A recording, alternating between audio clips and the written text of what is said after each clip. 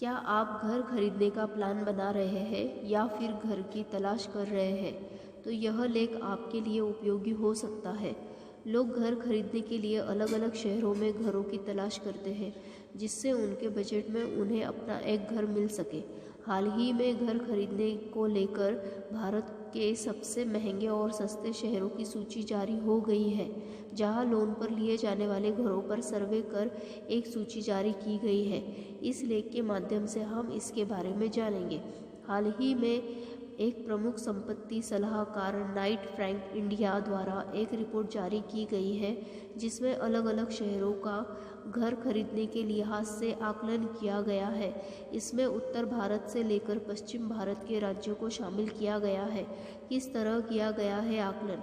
Knight Frank द्वारा आकलन करने के लिए शहरों के लोगों द्वारा होम लोन के जरिए घर खरीदने पर मासिक तौर पर दी जाने वाली ईएमआई को आधार बनाया गया है।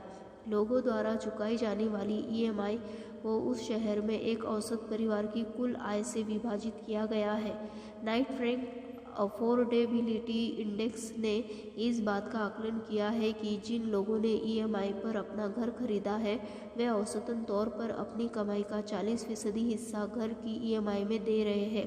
रिपोर्ट में यह भी कहा गया है कि यदि कोई अपनी आय का 50% से अधिक हिस्सा ईएमआई में दे रहा है, तो उस घर को उस व्यक्ति द्वारा रहने के लिए अयोग्य माना जा रहा है, क्योंकि इतनी अधिक रकम पर बैंक भी लोन नहीं करते हैं। इस शहर में सबसे महंगे हैं घर।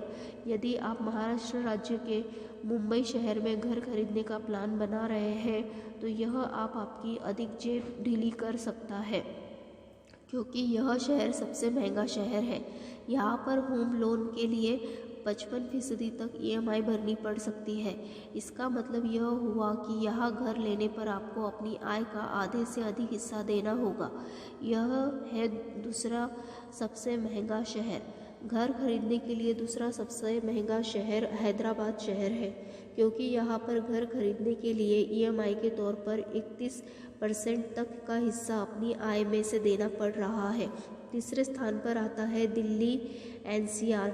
यदि आप दिल्ली एनसीआर में घर खरीदने का प्लान बना रहे हैं, तो यह शहर भी सस्ता नहीं है, क्योंकि सब रिपोर्ट के मुताबिक यहाँ पर घर खरीदने के लिए आपको होम लोन के लिए अपनी आय का 30% तक खर्च करने पड़ सकते हैं।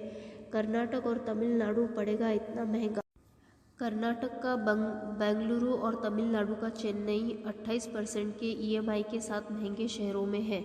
वहीं इसके बाद महाराष्ट्र का पुणे शहर है, जहां एक औसत परिवार को अपनी आय का 26% होम लोन की ईएमआई के तौर पर देना पड़ता है। रिपोर्ट में पश्चिम बंगाल के कोलकाता शहर के लिए भी इतनी ही ईएमआई देनी पड़ती है। मकान खरीदने के लिए यह सबसे किफ़ायती शहर। मकान खरीदने के लिए रिपोर्ट में भारत में सबसे किफ़ायती शहर गुजरात के अहमदाबाद को बताया गया है। इस शहर में एक औसत परिवार को होम लोन के लिए ईएमआई के तौर पर अपनी आय का 23% भुगतान करना पड़ता है। आपको बता दें कि यहाँ पर लोन अवधि 20 साल रखी गई है, जबकि एक सीमित आकार के मकान के साथ लोन रेशो 80% था। 50 लाख से कम कीमत वाले घर है प्रभावित। रिपोर्ट में यह भी कहा गया है कि जिन घरों की कीमत 50 लाख रुपए से कम है, उनकी बिक्री कम हुई है, क्योंकि इस श्रेणी में घर खरीदने वाले लोग होम लोन पर अधिक निर्भर हैं। ऐसे में वे होम लोन की दरें बढ़ाने को लेकर अधिक संवेदनशील है। वहीं इस वजह से कई लोग घर भी नहीं खरीद पाते हैं। दूसरी तरफ मध्यम और प्रीमियम श्रेणी में बेहतर प्रदर्शन देखने को मिला है।